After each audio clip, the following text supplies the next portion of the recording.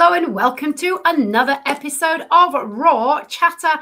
I have got a guest with me today who I think you are going to absolutely love because I know I did when we first started chatting. Natalie Renee Parker is a speaker, a mom, a minister, a business owner, and an advocate for you being able to handle your boss, amongst other things. So, Natalie, tell people about what you do, and more importantly, why you got to now do what you do. Oh, awesome. So thank you for having me, and really excited to be here. As it relates to what I do, so my company and I go into organizations and try to create a balance of mutual accountability between the organization and people. I really believe that the purpose of an organization shouldn't be mutually exclusive to the purpose of the people, even if Yeah. it may not be in complete alignment. And we are better served when we are in our own purpose and helping the organization achieve its purpose. And so that imbalance, the power dynamics, the politics, the general muck that comes with working, I am really working hard to eradicate through measures of both process and accountability. How I started was 4 years ago, I had just a come to Jesus near death experience. I Wow. was with my husband in Waldorf, Maryland. We were going to an event the next day and we were eating with a couple who were going to be honored at this celebration. And I just started feeling weird. Like I felt weird on the plane. I felt like lightheaded and dizzy, wasn't sure. I'm like, well, maybe I'm tired. You know, I work a lot. Maybe I'm fatigued.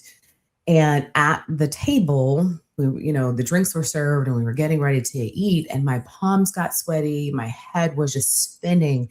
And I did that thing that many of us do where you're like trying to brush it off and thinking you might be over exaggerating. And then something Right. in my spirit said, this is wrong and you need to pay attention to it. So I looked at my husband and I said, I think I need to go to the hospital. Wow. Fast forward to them getting me to the emergency room. I get there, my blood pressure is 200 something over 100. It was something crazy. And they quickly, this was the quickest service I've ever gotten in the ER in my life. It was like McDonald's style. It was so Right. fast. It should have been a trigger that something's very wrong. Critical. Yeah. Right. So they get me on the gurney, and the ER doctor, was like, they're checking me out, and all the nurses were like, "Oh, I'm so glad you're okay." I'm like, "What is going on?" And the ER doctor says to me, "I'm so glad you're here." And I'm like, "This isn't Disney World. I would expect someone there to say that, not in an ER." Yeah. Exactly. And, as I'm really not understanding what's happening, they finally tell me, like, listen, this is really serious. Hemoglobin is something that you need to live, apparently. Yes. 13 That for a does help. woman 13 for a woman is good. Yeah. 10 is okay. 8 is bad.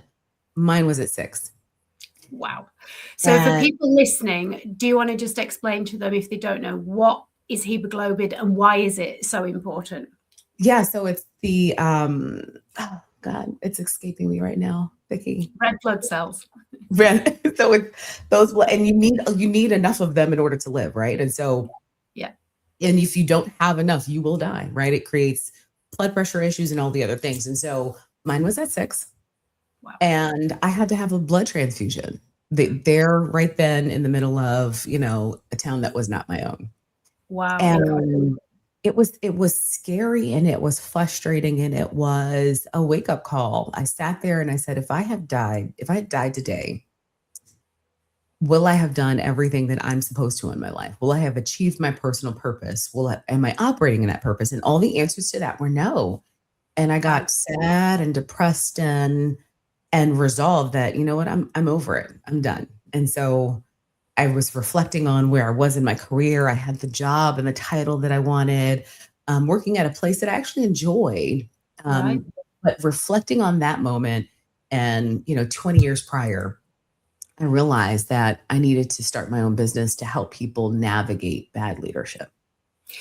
And this is where I just want to take you back, because we're going to go on to the bad leadership start of things, but to that point in the restaurant, because I can imagine that scenario. You painted the picture very well. You're with this couple. It's a pre-celebration. They're going to be getting this award at this event.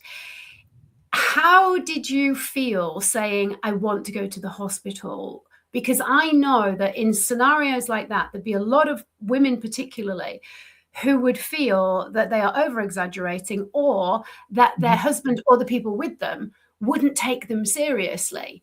And so for you, how did you know that actually I need to be really clear, this is going to happen, as opposed to just kind of being quite quiet about it? Yeah, I'll be honest, at first I was embarrassed, right? Because here we've flown all this way, we've spent all this money. I don't want to disrupt their experience.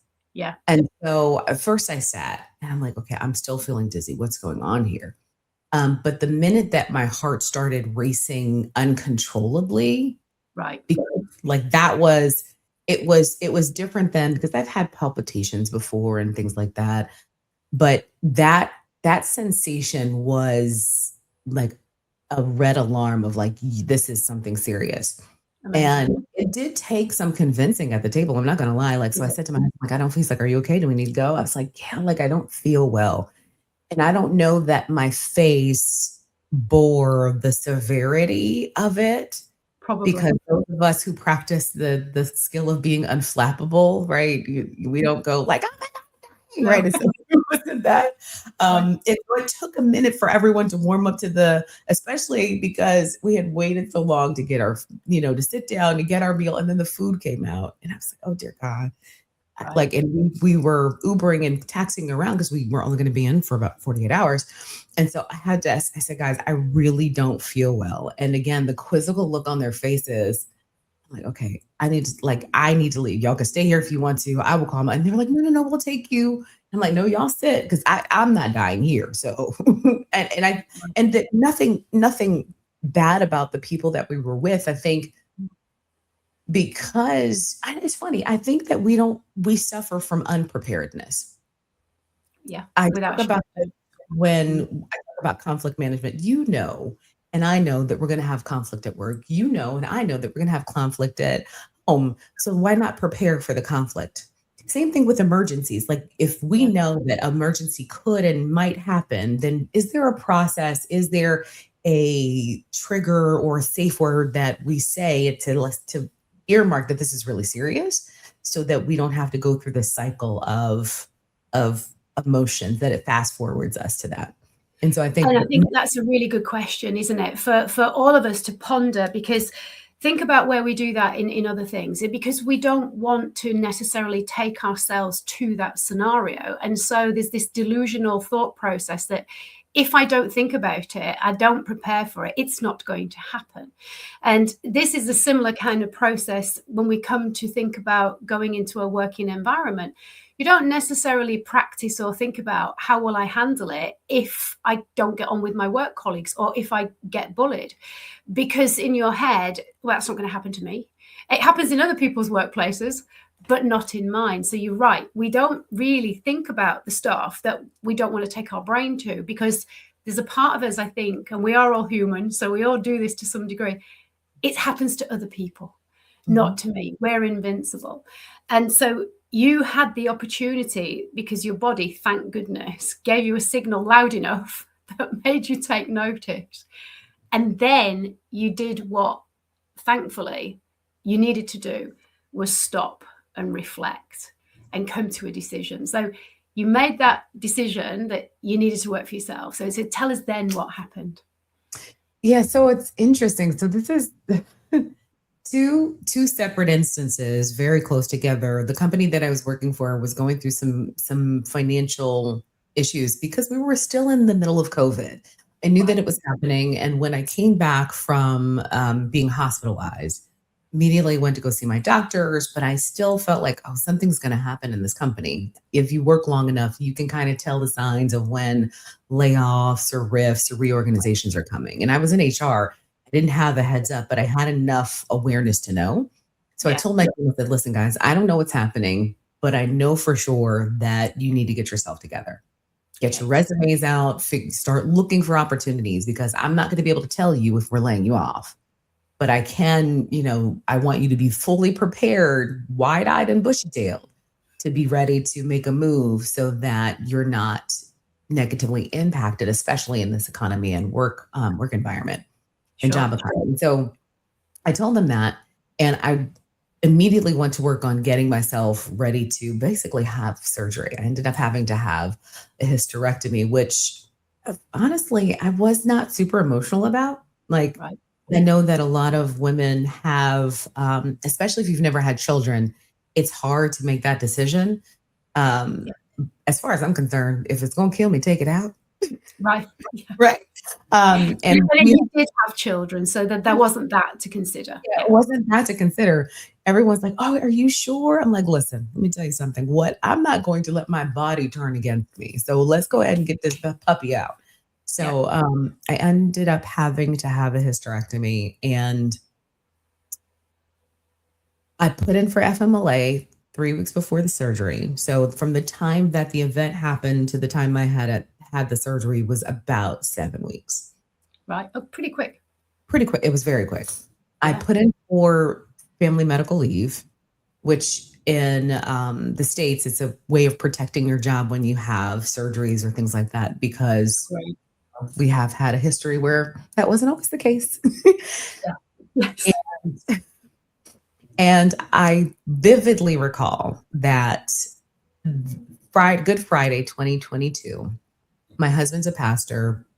We were preparing to go to a Good Friday service, which is, for Holy Week, Yeah. celebrating both the death and resurrection of Jesus. And so we go to this. I'm ready. I'm preparing. My son is little. My daughter's little too.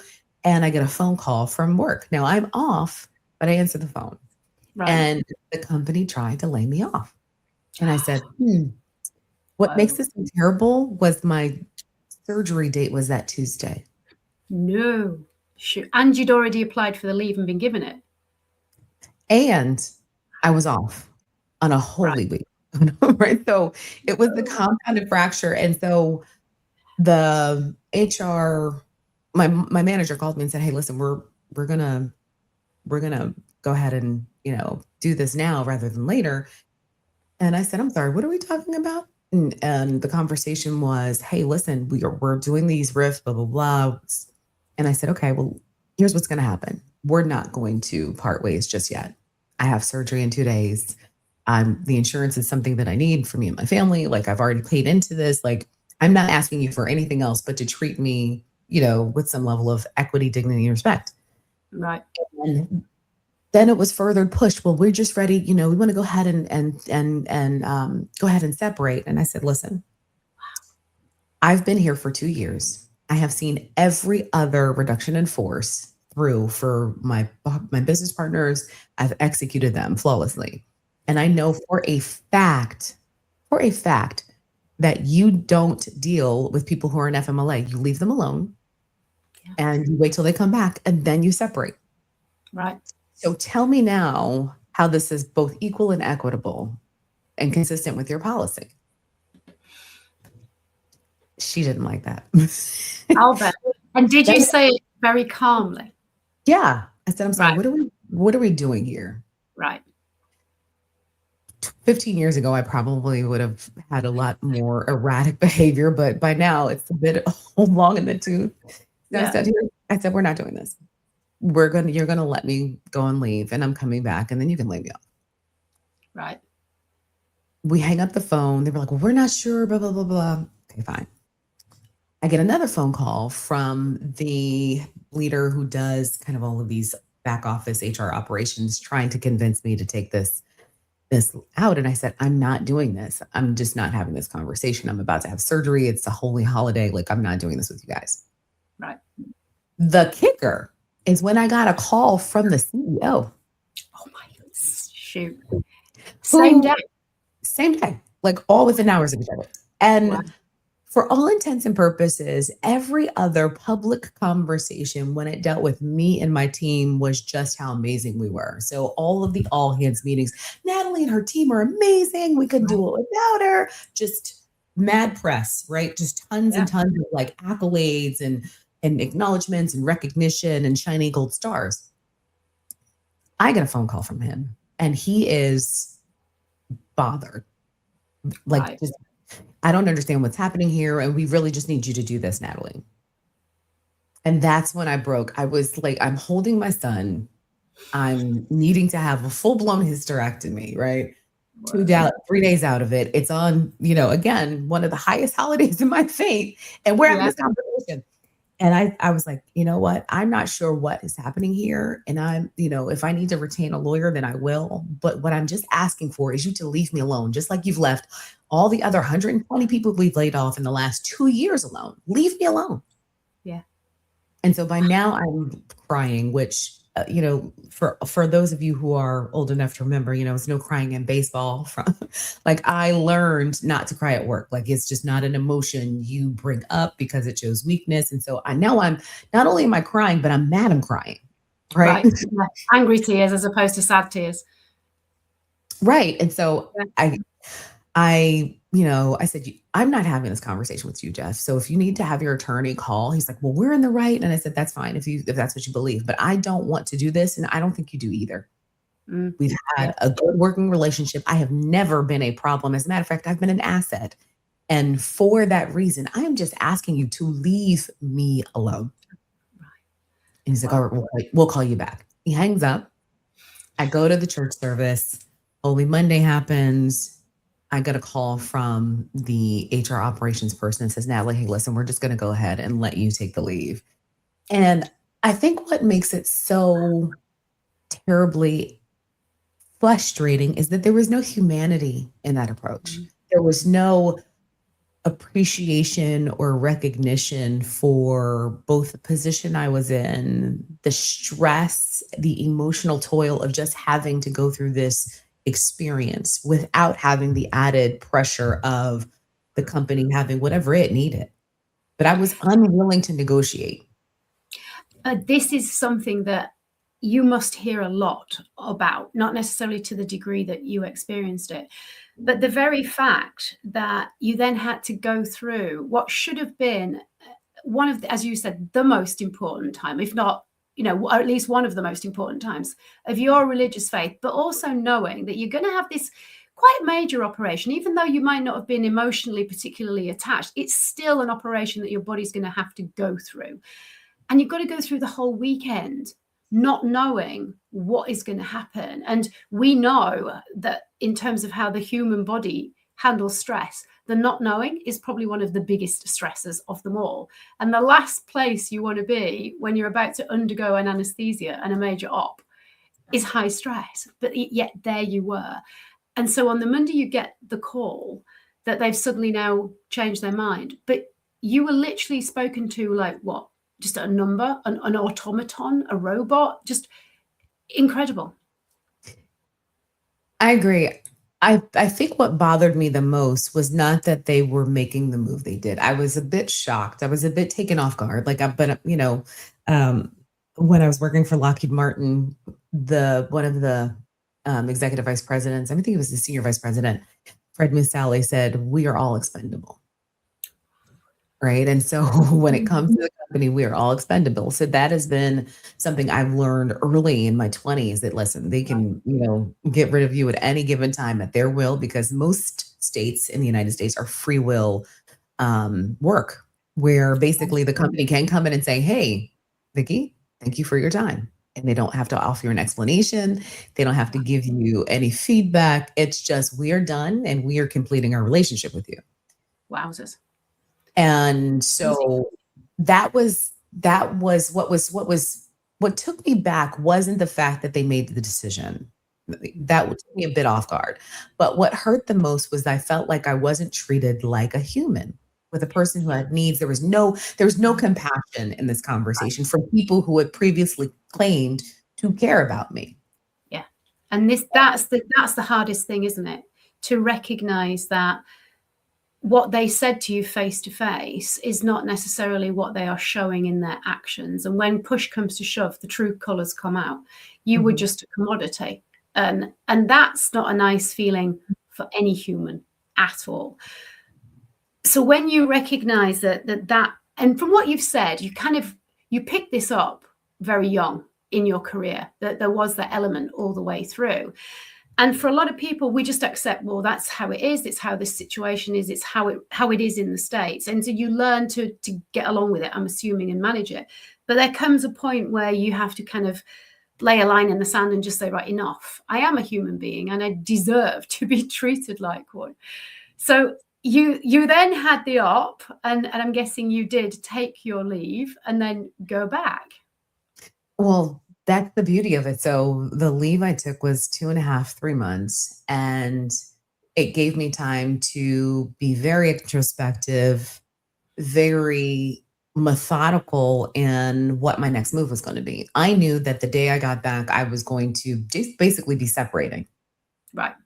And with that knowledge, I made a plan. I made a plan to start a business. I called several trusted advisors that I knew and said, "Hey, I'm really thinking about starting a consultancy." And the level of support, excitement, elation was very unexpected. I didn't expect it at all. Cool. And then it was like, oh, I'm going to do this. Now, what does this look like? And I just began to pour myself into figuring out how to start, like where the starting is, honestly, to anything. The starting is the hardest part. Yeah, It's the first 5 steps, because once you get those 5, it's like walking, right? Once you get those 5 steps, you know that it's possible.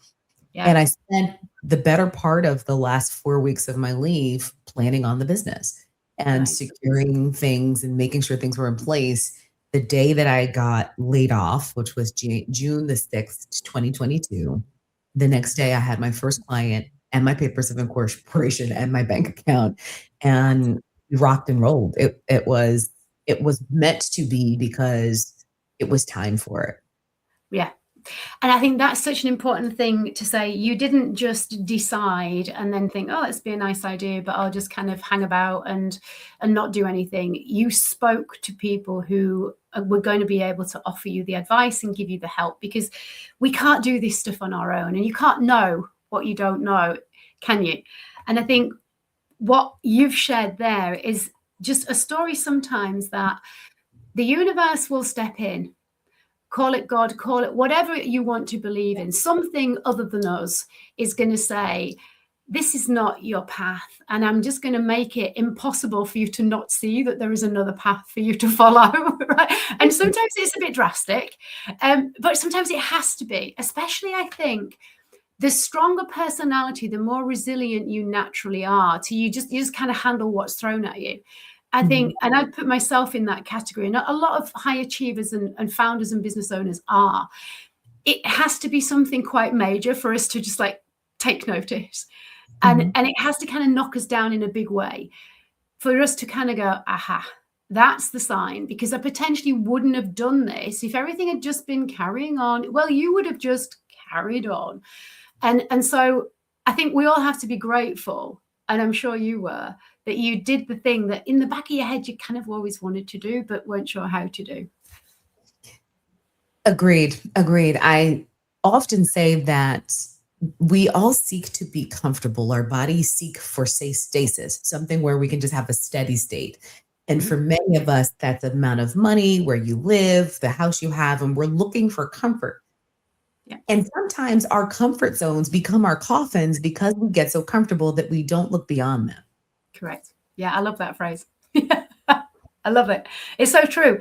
And we know the way that we are made as humans is we don't want anything that feels unfamiliar or uncertain, because as far as our brain is concerned, that's a threat, and a threat equals death. So every part of your body and brain is going to go, no, don't do that, because something terrible will happen.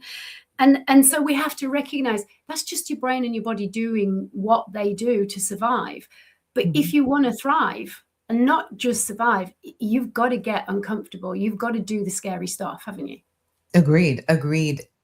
I will also say that I was extremely supported by my family and my husband. And it was scary for all intents and purposes, because it's, this is an entire salary coming out of the house. And what will we do? Our son was, at the time, he was 6 or 7. And then my daughter was just turning 2. Or maybe 4. She was turning 4. That was extremely scary, because we had bills and accountabilities. And so that drove a level of survival type focus, Yeah. because I think fear is a bad motivator. It I was, agree. And I think also I think sometimes you need to have just a plan and not a plan B and not an escape route. You need to have there's a Goldilocks amount of pressure that is enough to make you do the stuff that if you were comfortable, you wouldn't do, but not so much that it makes you paralyzed and you can't do anything. And it's finding that kind of fine balance. And I think this is where it's so important that you shared what you just did. You had a supportive partner. Makes such a difference. Mhm. I recently got to see was someone who inspired me to begin public speaking. His name is Brian Biro. And one of the questions he asked, which I thought was a brilliant question, and it has carried me through the last 20 years, is what would you do if you weren't afraid?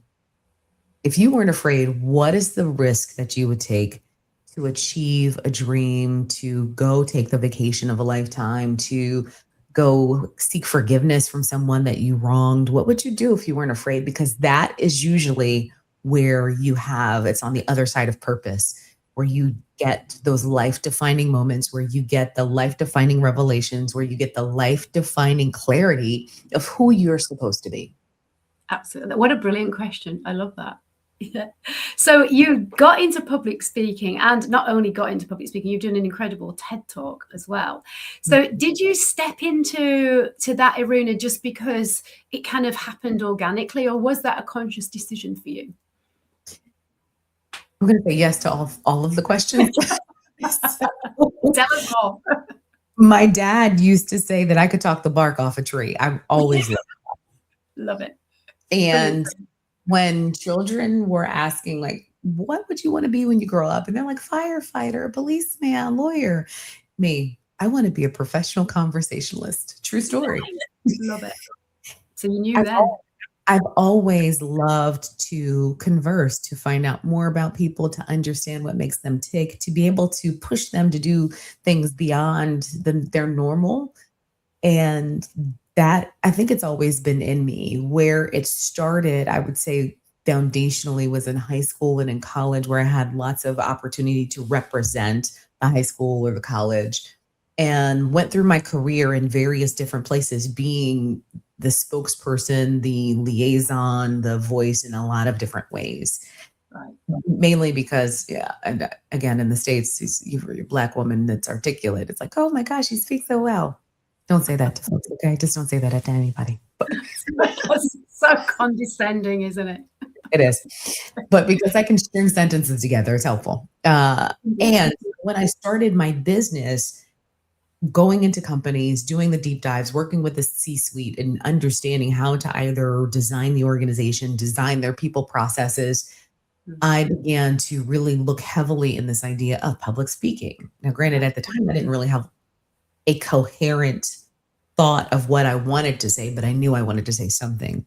And so it's evolved. It's evolved into this measure of observations across now, 20 plus years in corporate America, then 4 years as an entrepreneur, which is accountability is the thing that breaks everything.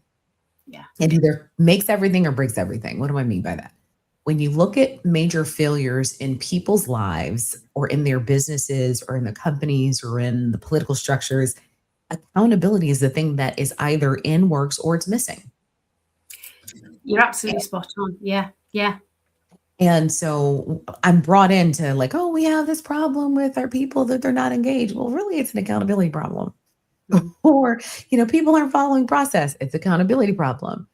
And part of the challenge is we all don't define accountability the same way.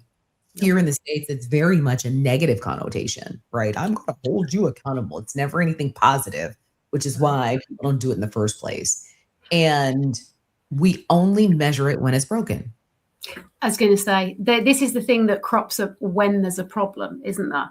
And I think so many workplaces, and it's so funny that you should bring this up, because my daughter works for a company, and this is her bugbear, is that they are so interested in profits and numbers, and they want to appear to be so much for the customer, but they forget that without the people who are working for them, they are not going to have a business.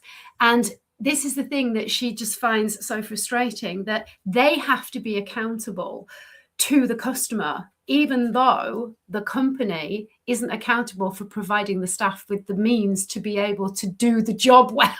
It's like, what? I have a new theory. So my two theories, my two bodies of work, one is accountability, and we'll talk a little bit more about that, but it rests on the idea that leadership is a product. Yeah. The same way you have a phone, the same way you have a computer, the same way you have anything in your house that you have purchased from someone and didn't make yourself. Leadership is a product. Leadership is a product that the company is intended to produce, right? For the benefit of the employee. Right. The employee is the consumer of leadership. The company gets the byproduct. Right. Yeah. Leadership, the employee. And so we have not created a good consumer experience. When we talk about employee experience, they're like, well, do you like it here? Do you have a friend at work? Not is the quality of your manager appropriate to the level that we as an organization expect. That's the problem that I believe we have largely, is that we first don't teach employees how to be good consumers of their leadership experience. Correct.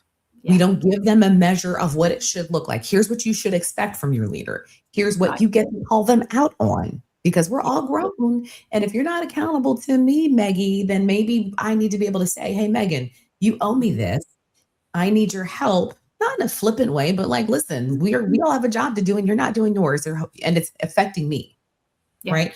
So my ability to be able to say that out loud, and then have a place to say, hey, my product is broken. Right.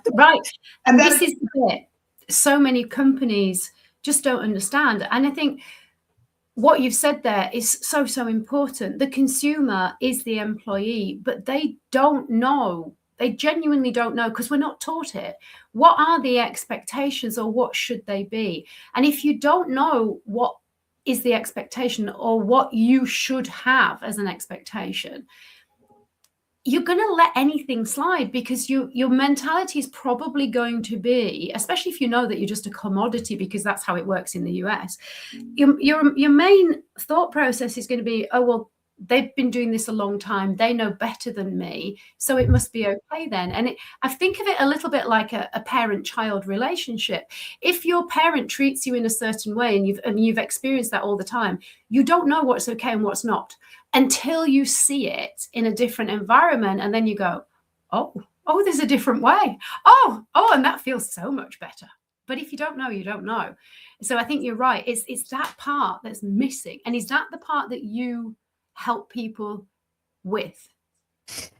Exactly. Because one of the things that companies have adopted is anonymous, employee surveys, where we get all the information. And I have personally witnessed in all 5 industries that I've worked in: defense, forestry, transportation, IT, and finance. All of them, in some way, shape, or form, have worked to dismiss or explain away the employee survey. And what happens is, if we do get the chance to design a solution, the solution is peanut butter spread across the organization, rather than given as a direct treatment to the 5 or so people that it is intended for. You would never take, rash cream for, your arm and put it all over your body, hoping that it would work. Like, no, you put it on the place where it needs the treatment. I feel like HR folks, we need to repent, apologize, and pray, because we've enabled malpractice by doing these things. The surveys are anonymous because people don't trust the organization to take them seriously. Yeah. People don't want to take it because they know we're not going to do anything with it. And if you do, the likelihood that the solution or the medication, if you will take for their manager is slim to none, because the manager is taking the feedback and the solution as a, here's what HR had me do, rather than, oh, I might actually have a real problem. Crazy. Yeah. It really is madness. But then you've got the kind of, when I'm looking at a sandwich, if you like, so you've got the company at the top, and then you've got the leadership. So then who's looking after and who's teaching the leaders? Because I know there's so much help for leadership training, but I have to say, and I don't know what your take on this is, it's not what I would class as leadership training particularly. There is just so much that is not talking about, ultimately it's a human to another human, isn't it? Yeah. And I think this is the bit that you help to fill the gap in, isn't it? Agreed. I would say that most leadership training only makes leaders incrementally or fractionally better. Right. Not because it's not good content, but imagine you've been leading. Most 60% of leaders don't get training before becoming a leader.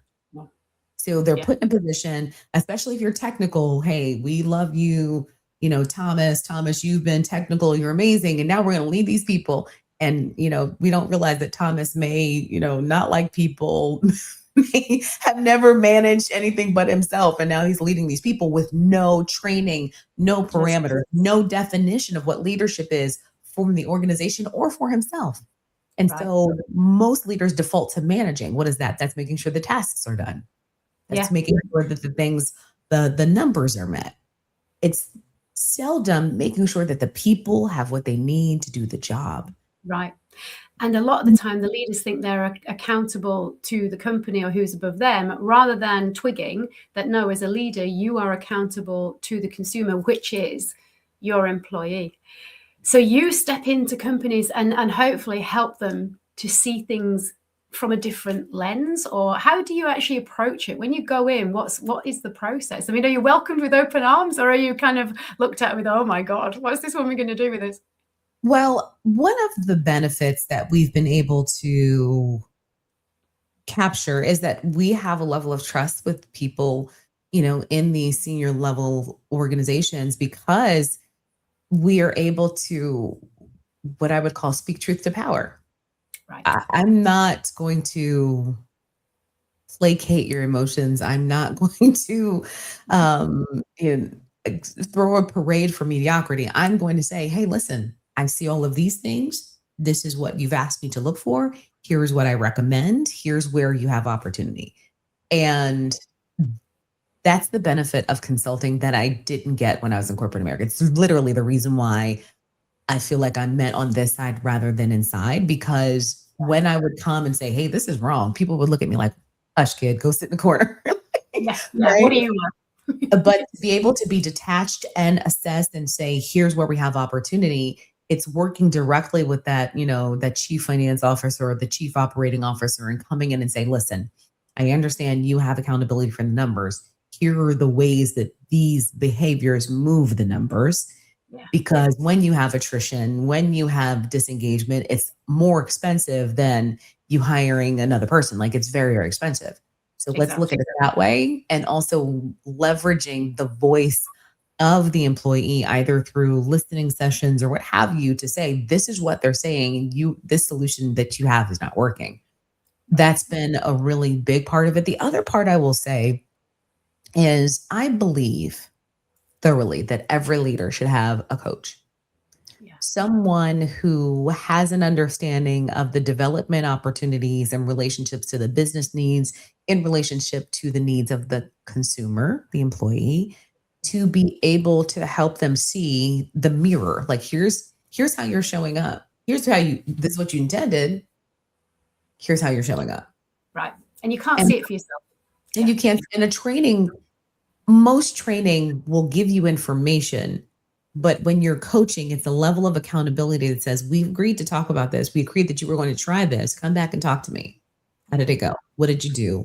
What did you find out? And I'm finding that, and I've been coaching for a long time, mostly inside of organizations, but now as an independent coaching consultant, the level of impact I'm seeing is a lot bigger, because we start with the idea of, as a leader, you're going to have a legacy. No one's going to remember the widgets you made. Nobody's going to remember how much sales you were. They're going to remember who you were to them.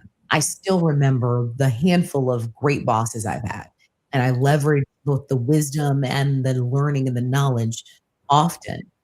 And do you want to be that kind of leader? And what does that look like? So when you retire at 65, 70, whatever the number is, What do you want to be defined as? And then we work towards that rather than the numbers or the ROI.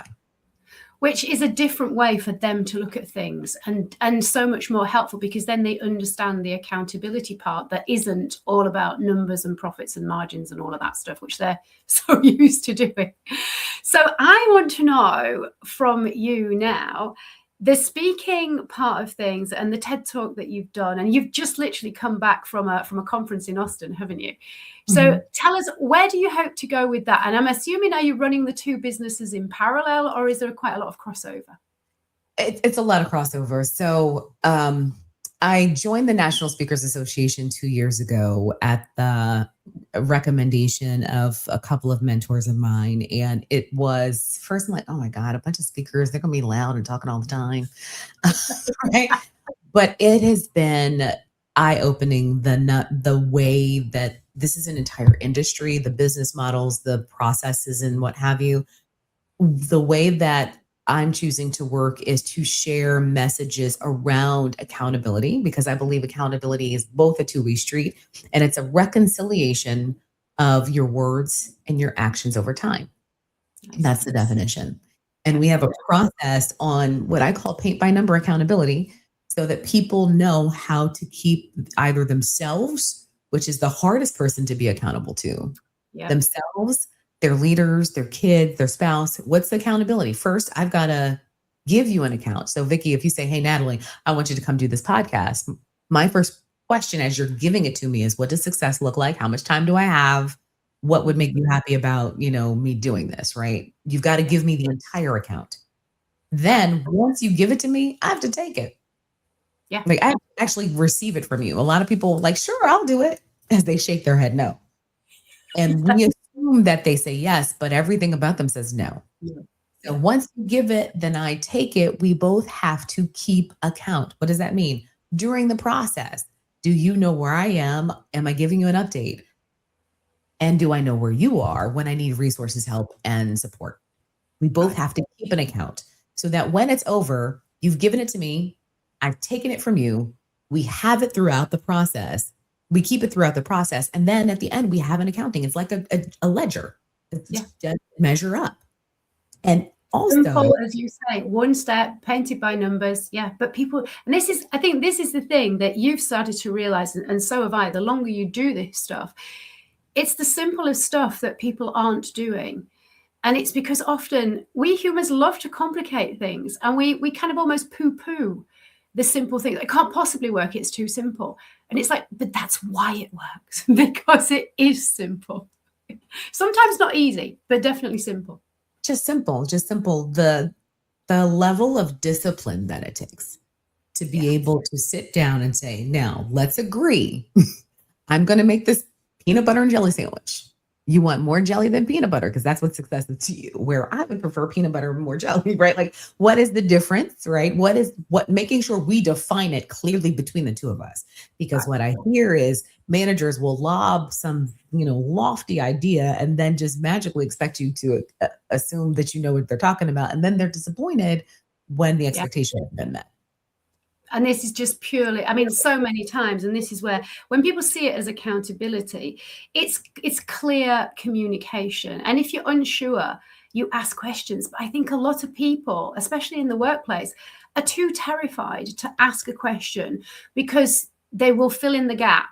They might think I'm stupid. They might think I don't understand. They might think I don't have the skill set to do this. They may give it to somebody else. I better pretend that I know what I'm doing.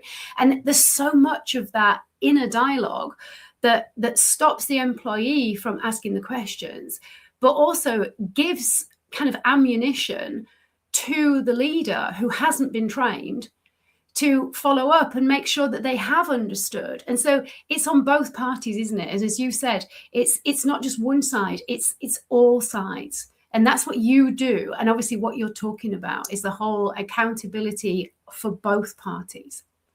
Yes, because it engenders trust. What you just said about, a person wanting to ask questions and the fear of looking stupid or feeling like they're less than, that tells me the first thing I think is, oh, there's no trust in this team. or at least Right. between this person and this leader. Because if I trust you, if I believe that you genuinely care about me, where you want me to be successful and you're not trying to set me up for failure, me asking a silly question is benign. There's no harm in it. Yeah. Right. And how many of us have sat in meetings where they rattle off acronyms or words we don't know? We think, am I the only one that doesn't know that? And more often than not, it's not true. No, It's not true. Even if you need to, wait and do it out of public forum, ask the question. Ask the yeah. question and ask permission to ask the question. So before you even need the answer, say, hey, listen, there may be times where I might not have clarity, and I don't want you to think that I am slow or stupid, but I would like to make sure that I'm okay with ask question. No one's going to say no to that. And if they do, run. But also, again, it's laying out how you function best, and it's letting that person know. And I think this is something that you obviously do a lot when you're working within companies, is that you realize there are ways of approaching people and there are ways of speaking, and they're not going to be the same for each individual. There are people who will take what feel like blunt, straightforward, zack instructions really, really well. And there are other people who want to go right into the minutiae and get it very clear in their own heads. And you've got to be able to work with both of those and let go of your judgment, your internal dialogue, and meet them where they're at and try and reciprocate with the same kind of understanding and communication. That is the challenge. And it's a skill, isn't it? That you have to teach people. But the beauty about any skill is it can be learned. Agreed. And part of what people experience is judgment rather than care. No one wants to be judged. No one wants to feel like they are inadequate. No one wants to feel any of those things. And so, how do we help make sure that people in your workforce feel safe enough to advocate for themselves on what they need in an appropriate manner? And how do you, as a leader, have a radical acceptance of, hey, this is just where we are. You are who we have. Let's work this together. And I would say also, Vicki, a lot of times there are people, there are situations and circumstances where the employee doesn't have the experience and we're thrown into the deep end of the pool. Yeah. I've been there, done that. Like, I have no idea what I'm doing. Let's make this up. Some people aren't okay with making stuff up. As a leader, it's beneficial when people are feeling insecure or uncomfortable to walk alongside of them through the process. Sometimes they need to see you do it before they can do it. It's just like a kid, like, okay, we're going to bake this cake. Here's what we do. We're going to crack an egg. Let me teach you how to do that first. And again, it's paid by number, not because, because you can. Rehearsal is better than telling. So when a person has an opportunity to rehearse something, they're more apt to have success rather than you telling them, hold the egg at an 85-degree angle and crack it really good. Like, you show them what you want. It's not because they're stupid, but because you are the only one who really knows what you want. And if you guide them and give them ways, not micromanage, because once they get your style, they can put their own stank on it. But once you show them how, they will be more apt to trust that when they need you again to show them something, they're going to ask. Yeah. And this is such an important thing. And I think one thing that you mentioned in our first conversation, which I think is something that we need to touch on, is that if you are working in a toxic environment or your boss is the key toxic person, a lot of the time it can feel like it's personal, like it's aimed at you. And I think, is this something that you talk about when you do your talks? Because it is something that I've heard very much people talk about. So in the podcast, and then the TED Talk. So the TED Talk is called How to Handle a Bad Boss. It's a very flashy title. I love it. I love it. And then the podcast is called So Your Boss Sucks. Now what? Because most of us will have some kind of terrible leadership experience. The odds are not ever in our favor. What we do is we look at the fact that most people are not against you. They're just way more for themselves. And you end up being collateral damage. Right. I love that phrasing of it. Yeah. So it's not personal. It's not aimed against you. It's them actually protecting themselves, isn't it? It's down to protection and safety. Yes. down from the micromanager to the narcissist. They're doing what they need for themselves in spite of you. Yeah. Not Not trying to. because of you. Yeah. Exactly. Mm-hmm. Yeah. And I And think that's an important message for people to hear, because it's so easy when you're in it to feel that it is a bit of a vendetta and it's only me that they're picking on. But if you were able to kind of go outside and see it all with a bigger lens, you'd see actually that they are doing exactly that. It's just they're looking out for them. yeah, and I would say to your audience, if you have not read the 4 Agreements, do not stop, run to go get this book, because it helped me genuinely understand all of the things that I took personally. And I have myriads of stories. I had one boss tell me that I needed to shrink myself. I had another boss tell me that I was getting too big for my britches because I was getting executive visibility at a very young age. Right. I had another leader tell me after I came back from maternity leave, I didn't expect you to come back. I'm very confused. After I had done stellar performance reviews and all of the things. And so I look back and laugh now because I can understand the challenge that these leaders had within themselves and with me, because I wasn't always, I wasn't always easy to work with, I will say. Not difficult, but I call bullcrap on a lot of stuff that others would just live with, and that made people uncomfortable. And I don't respect title. I'm not respecter of persons when it comes to your title. Okay, you got your title. I respect the position you're in, but I'm not just going to give you a whole bunch of deference because you got a title. If I have a question, I ask it. Yeah, right. And you're still a human. And I think that's the thing that it boils down to, isn't it? And whether we're talking about being a leader, a customer, a business owner, a mom, a dad, a daughter, we're all humans. And it's that human element that I think sometimes we just need to be reminded of. Because think about how we receive stuff, think about how we feel. And right back to the start, when you were explaining that when you got those phone calls basically telling you you're going to get laid off, the thing that got you more than anything was the lack of compassion, the lack of human to human consideration. So, Natalie, I'm going to ask you the question that I ask all of my guests.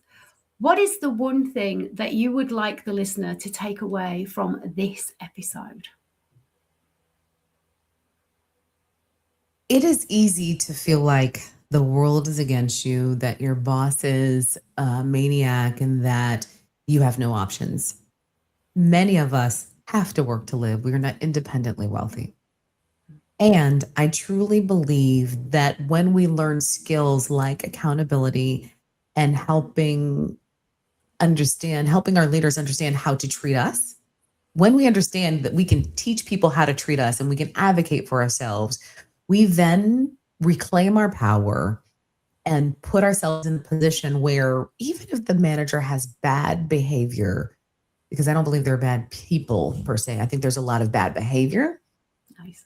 When people have bad behavior, you're able to, one, respond to it with both grace, dignity, and within your values. And you create a circumstance and a situation that invites other people to do the same. And when we do that, we then have more control over what impacts us. Not saying that it won't, and not saying that it won't have an impact, but you can mitigate and lessen the impact when you choose to advocate and to create accountability for yourself and others. I love it. I love it.